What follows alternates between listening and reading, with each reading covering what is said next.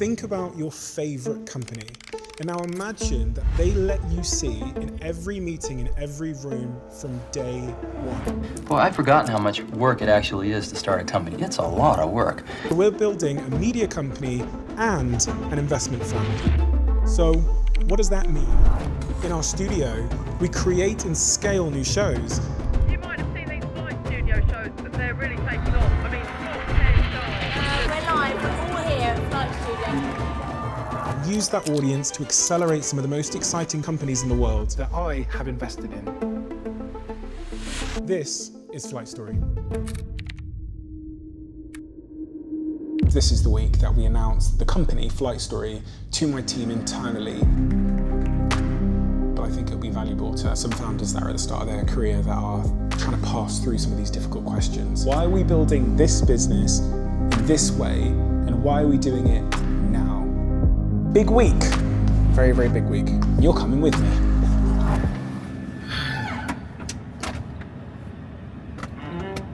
I'm gonna be honest, I'm knackered. I'm spiritually knackered. It's a week like this where as a founder, you earn your right.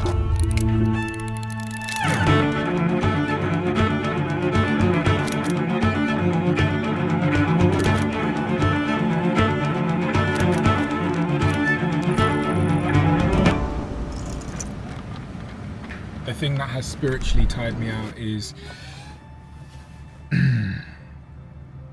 just the amount of responsibility.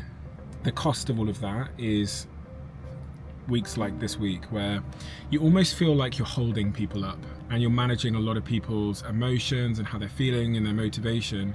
And it's interesting because I've been a founder since I was literally 18 years old. No one has ever had to motivate me to keep on keeping on and to carry on going, because every single day you arrive at work, your responsibility is everything and everyone, and then yourself. I really think people should think long and hard and deeply about whether they want to be an entrepreneur or a founder or not, because as I think entrepreneurs, we don't communicate the amount of pain, stress, overthinking, sleepless nights, exhaustion that we go through. Because part of our job appears to be, and I say appears to be because it's not necessarily something I agree with, but appears to be unmovable. And that's why we're founders. 7 days a week, 365 days a year. A weird self-inflicted painful lifestyle that sometimes I do wonder, why am I a founder again? I choose this. I just find it so fucking fun, and I always have. It's so weird. I guess people need pain. People need struggle. It keeps you stable. Chaos is stability. Struggle, challenge. It keeps you stable. And that, ladies and gentlemen, is my dog has pooped in the house. Pablo! Look, this guy, he always comes up to me when I come home very excited. But the one day he's pooed in the house. Pablo! Look, he's hiding. Look, can you see him? He's not been home alone. Lala's been here today. But Lala left and he's shit in the house. Oh, here he comes. Hey mate, do you know, did you see anybody come past and shit in the house? He's but no idea. No idea, Dad. Nothing to do with me. I was doing yoga. You alright, mate? Did you see someone shit in the house? No, I ain't seen it, Dad. I ain't seen it, but I'll let you know in future if I see anything. I wasn't paying attention, Dad. You alright, mate? He's a good boy. He's a good boy. You go for a walk. Okay, it is 10 p.m. at night here in London. I'm at home, alone, and I am going through our investment inbox. This basically is an inbox where thousands and thousands of entrepreneurs have sent in inquiries for me to invest in their companies, and it's received by a member of my team called Molly, who's ex-Boston Consulting Group. The amount of products she's stacking up. she's built this framework to assess those businesses to figure out if they're right for us. Which one do you want to see? Well, I want to see all of the ones that you've got to get through. This is where they will all come.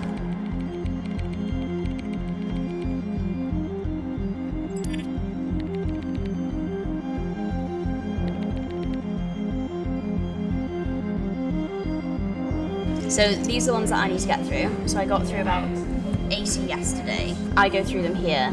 If they get passed to you, they go into here and they go into your Monday board.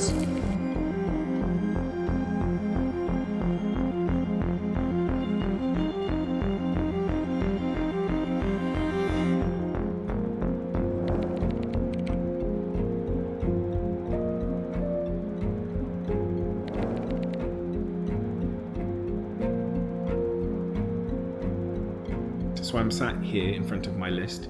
I've got all of the names of the business. I've got the sectors that they're in. I've got the websites, the LinkedIn profile, the pitch deck, a bunch of details around the sort of investment round, what they're looking for, the valuation, etc. And at this stage, my job is I go through all of the company's documents. I watch everything. I make my own assessment of the business. I sometimes make my own little memo of the business, which I share with the team. And then I use a tool called Whisper Flow, which I highly recommend for anybody that likes to talk and have it transcribed using AI. So all I've got to do with Whisper Flow is hold down one key on my keyboard. And you can see there, it started recording. Then I speak, which is going to be my reply to my team about this investment. Hey Molly, I went on the founders' LinkedIn and I went through all of their founding team. And one of the big red flags for me is there isn't any technical experience within their founding team. And when I look at the business and their strategy over the next 2 to 3 years, it's quite imperative that they have a robust technical team. And I would be really, really keen to see someone who has scaled a B2B, business to business, SaaS business before, globally, because the lessons that person would have learned in scaling that company are going to be imperative to this mission, especially considering the competitive landscape. Their customer acquisition costs are scary, scary high, and I think their marketing strategy is unsustainable over the long term. The other thing I found quite concerning was the costs of training, of fine-tuning the models and doing human labeling are going to be exceptionally high. And in this round, they're not raising enough capital to achieve that. So my conviction on this business is quite low. And I couldn't find anything at all across the deck, across the website, across the details supplied that would increase my conviction above 10%, but also would warrant the valuation that they're requesting. And I do think there's a little bit of a strategic issue because there's a ton of ambiguity over how they're going to scale this business in the medium term. So with that said, I'm going to decline this business. Please do let me know if you think I've made a mistake here, or if there's anything that I might have missed that would refute or rebuttal any point that I've made. And as you can see, it's taken all the words that I've said and it has transcribed them all and it's cleaned it up. What's happened there is I could go I could stumble, I could mumble, I can kind of get words wrong, and the AI looks at what you've said and cleans it up and is really smart in figuring out what you were supposed to say, what you meant. 20 past 10. And I've got 4 more businesses left to review, and then I can go to bed, go have a nice sleep, wake up nice and early, go to the gym, and my girlfriend's home tomorrow, so looking forward to that.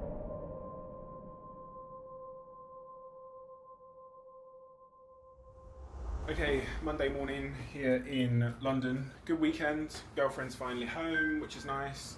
Got a podcast this morning, lots of meetings. Big week yet again. Morning, sir. How are you?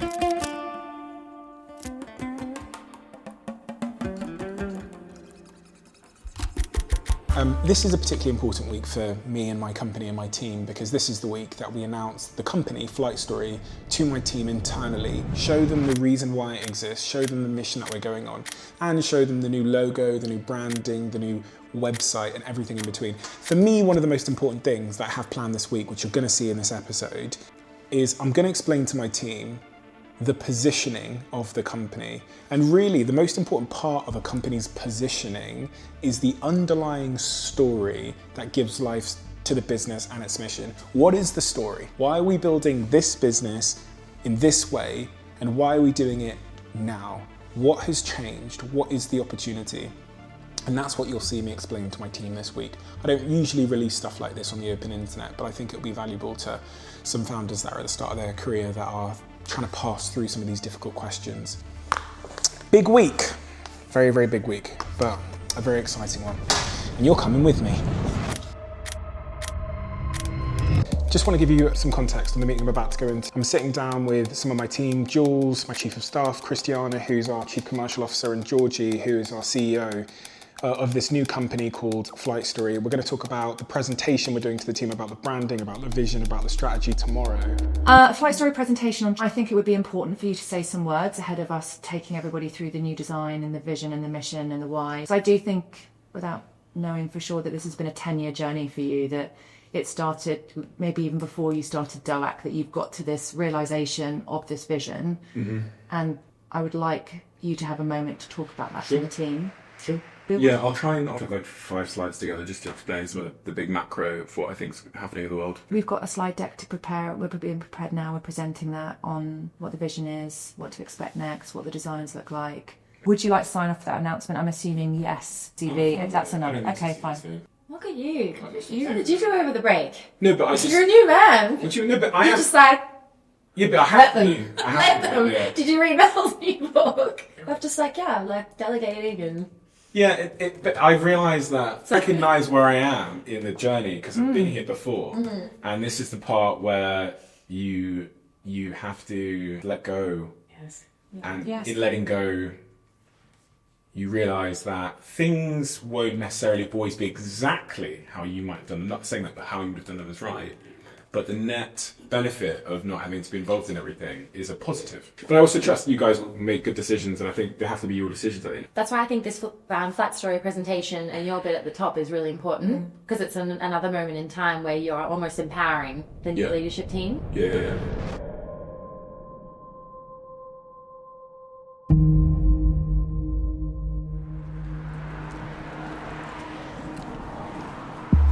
Something about going to the gym, and I think exercising and getting a lot of oxygen in my brain makes me start thinking, and then I spend so much time on my phone writing down ideas. So I've written 2 different things in my notes this time.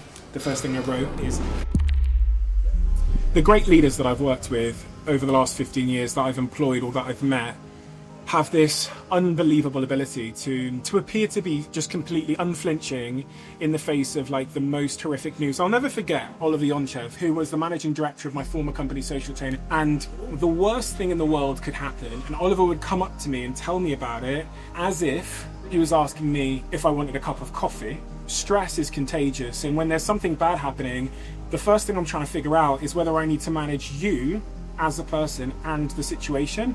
And the second thing is he always came with the solution. And this is the defining trait of a leader. Leaders don't chaos dump, they don't problem dump. They bring you something at the point probably in which they've had their best attempt at solving the thing, and they just let you know. And for me, that's the difference between someone who needs to be led and someone who's ready to lead. So yeah. Anyway, that was my little jib rant for today.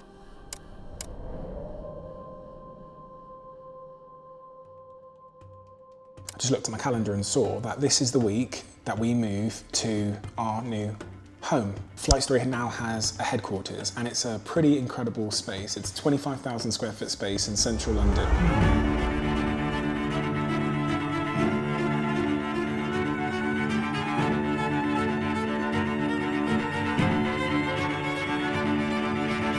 And in there, we're going to house our investing team, Flight Story Fund, and our media company called Flight Story Studio under one roof.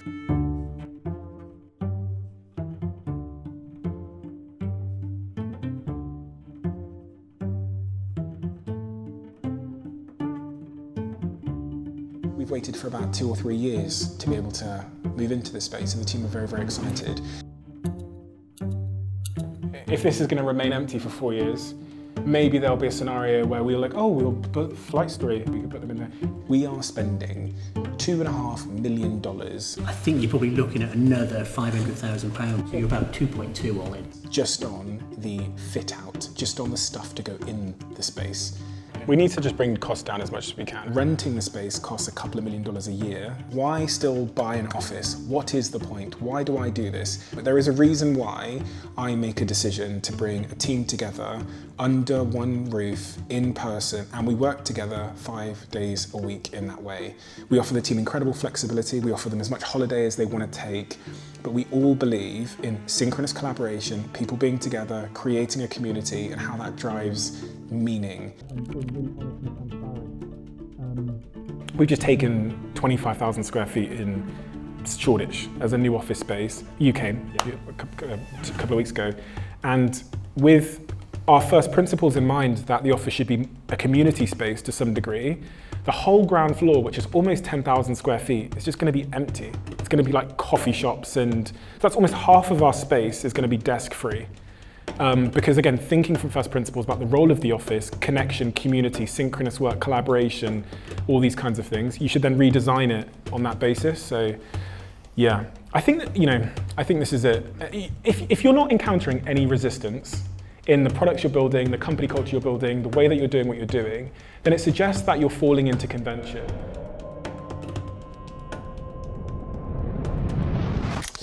Hello. So I wanted to talk to you about something really, really quickly before I have my next couple of meetings. This week, I'm going to be explaining our focus to my company, but we haven't always been clear on our focus. And this is something that's relevant to all founders and business owners. So I'm going to draw a picture for you right now using my iPad and pen in front of me. Every single business starts as a little idea, kind of looks like a little seed.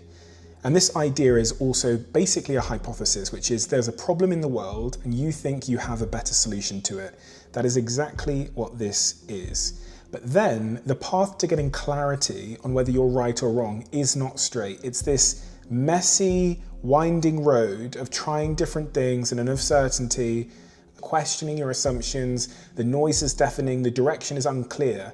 But with customer conversations, with each failed experiment that you have, with each victory, the chaos begins to take shape and feedback narrows into focus. Finally, after all of the zigging and zagging, all the detours, we arrive at the single point of clarity. And that's the moment when you know exactly what problem you're solving in the world and how you're solving it. So I guess if you're an entrepreneur, the question isn't, will I face this horrific, squiggly, uncertain process? The question really is, will you trust the process long enough so that you can get to the point? Flight Story is the same. For the last couple of years, we've been building media companies separately and we've been investing, and we've been operating under a bunch of different names. Flight Group, at one point there was all these different flights. I get introduced on stage as founder of Flight Group, founder of Flight Books, founder of Flight Story, founder of Flight Fund. And they're never going to say all 5 of them, whatever, how many of them we have, so they just pick one. And I'm a different founder of a different thing every bloody week. And so it's nice to be able to now go up on stage with the t-shirt, the hoodie, in my bio, all these flights come out and one flight goes in, and really double down. So I think we'll make faster progress now that we've got focus. Actually, if we call the whole company by flight like Virgin did, then we're going to get more investment per unit of energy spent on building this brand. So that interaction should be someone coming up to you saying, I pitched for investment at Flight Story. Yes, or I want to start a podcast with Flight Story. Yes. Yeah, that's it. So Flight Story I think is a great name, and I think we can make it, and I think it's cool, and I think we can really make it special. I think we will. Exciting. Well, I know we will, but. And what we figured out is that if we focus on one brand, if we bring all of these companies together under one roof, we give it one name, it will become greater than the sum of its parts, i.e. focusing on one brand name and bringing everything together under one mission will yield a greater return strategically from brand, from marketing, and from everything in between. So that's where we are. We are exactly here. And so now we are off to the races. And this week I'm presenting to my entire team the focus.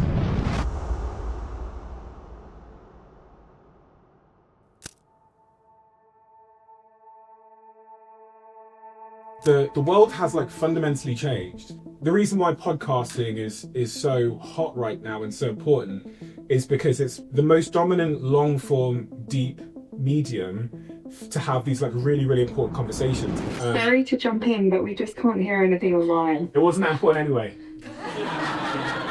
I like almost woke up one day and realized that the megaphones that we're able to now build ourselves are in some cases even more powerful than this big group of families that used to own the 10 megaphones. And these 10 megaphones were the way that presidents and prime ministers and anybody who wanted to exert any influence on the world, for better or for worse, had to go to in order to convey their message. I remember Neil deGrasse Tyson, and he said, the most powerful people in the world aren't the presidents or prime ministers. I don't care about politicians. I care about who voted for them. They're making policies that the people who elected them wanted them to make. It's not the elected, it's those who speak to and influence the electorate. Because the elected are just a consequence of what the electorate are thinking and feeling. And so this is this big macro opportunity that, in some respects, being completely honest, I'd love to say it was all intentional or whatever, but we've actually almost fallen into. Like, no one could have predicted 4 years ago when we started the Diary of a CEO, 4.5 years ago when we properly started the Diary of a CEO, that it would be what it is now, but just that the industry would be what it is now. So that's the media side of things and the opportunity there. The other sort of macro change, which relates to the fund, is entrepreneurs who want influential capital. They no longer want a suit. Even when we interviewed founders and asked them the most important thing that we could do for their businesses, they said, help us grow. That's it, because founders think that helping them grow solves all downstream problems. If you're growing, you can hire whoever you want. If you're growing, you don't have a customer problem. If you're growing, it basically fixes for everything else. Your valuation goes up if you're growing. So founders, the most important thing they want, the partner that they're looking for to help them grow their business, is influential capital, I'm calling it. And we're seeing it. We literally get DMs now from some of the most exciting companies in the world, and they're saying, hi, our company is growing like a rocket ship. We actually don't need any money. We have one this week because we can get it from a suit who will give us a check, or we can get it from you, and with that comes association benefits. It comes potentially, if they broker a deal, access to a very, very unique audience, which there's really not many audiences like that in the world. So we've got the media transition, we've got the investing transition, and when you think about what we have here at Flight Story, bringing them together means that 1 + 1 = 3. Now, historically, before we were the Flight Story, 2 separate conversations with 2 different teams. Those teams aren't aligned, and in some respects, they almost fuck each other over, to be completely honest. So by aligning the proposition and focusing on being a studio and a fund, we're able to capitalize on both opportunities in a much more efficient, effective way. And I really, really believe that if you want to influence the world for better, then you want to be building companies which change the world and give customers new products and services, and you want to be speaking to the world through, like, as we said there, like, having an influence on the electorate and policy and all of those big things that can push the world in a better direction. So that is my...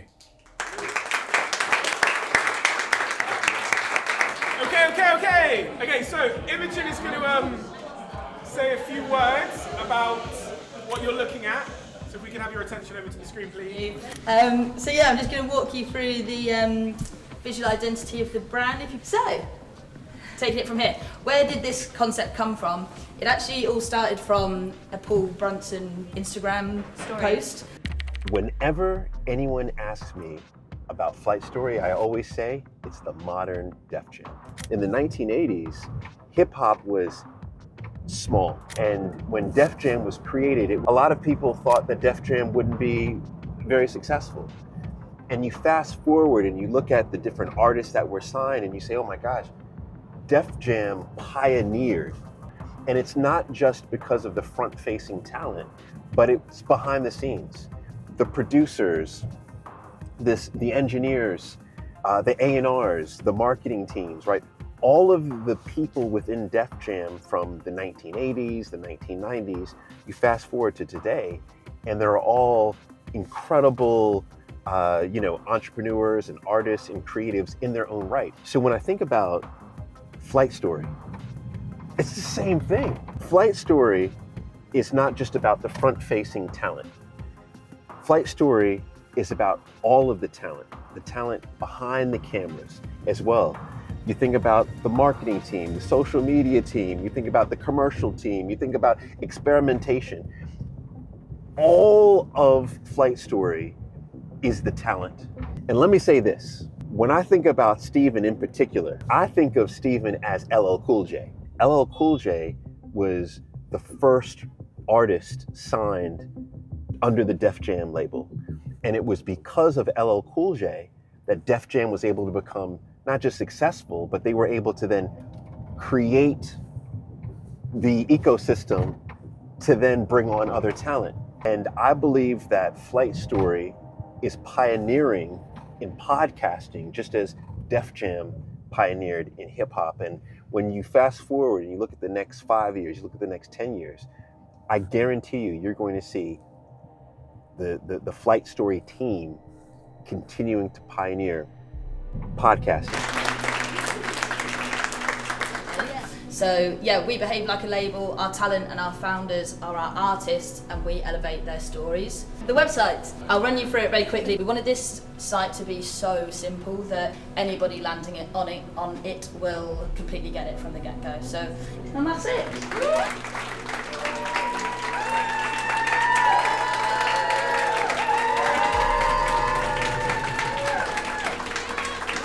A huge shout out to Penny as well. She probably won't give herself, but she is. Both of them as a duo are. I think I was at home the other day cooking. I thought, yeah, cooking. And I thought, I was looking at the work and I was thinking, I actually think they're like creatively genius. Oh. It's like seeing how you walked through this whole process. It struck me. I was like, oh, no, geniuses. Genuinely geniuses, both of you together, and the role you played together in really orchestrating this, like thinking about the big picture, Penny, pulling the ideas together, presenting them, and then Imi with just the most insane creative genius and vision of both the future and the present. It genuinely blew me away, and I was like, fuck it, I'm so grateful to get to work with people like you. So I just want to say thank you to both.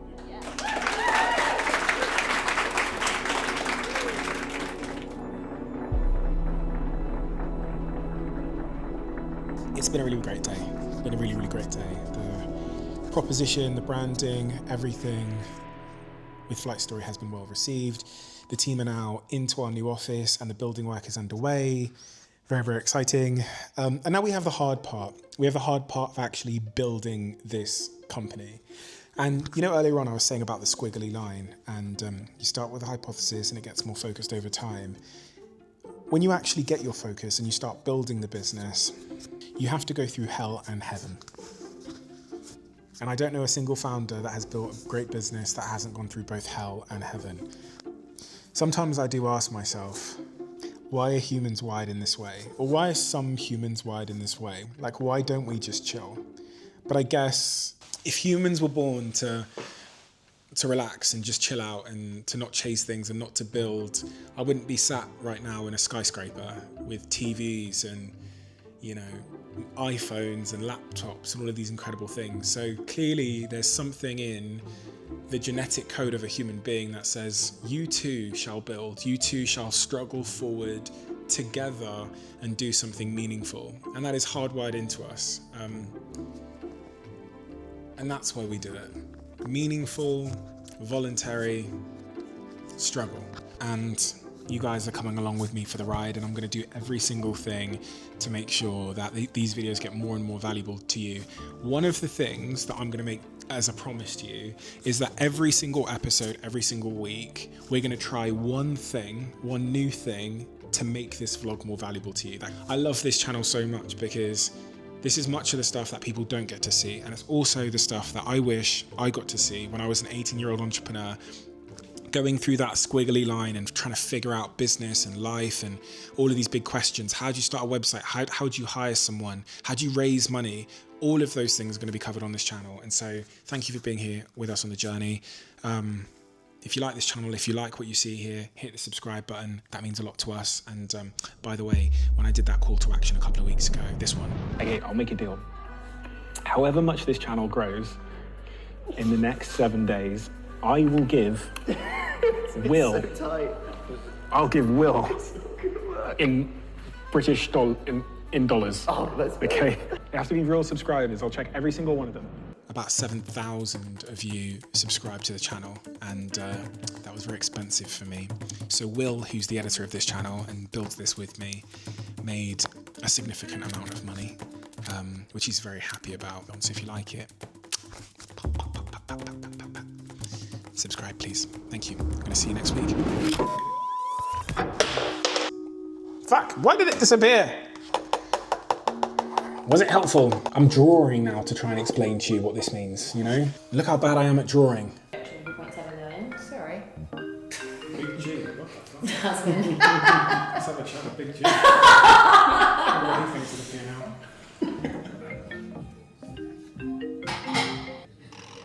Oh, that's how you double. Of course it's a double tap. I've been fucking around with this thing for weeks. It's a double tap to get it to spin back around.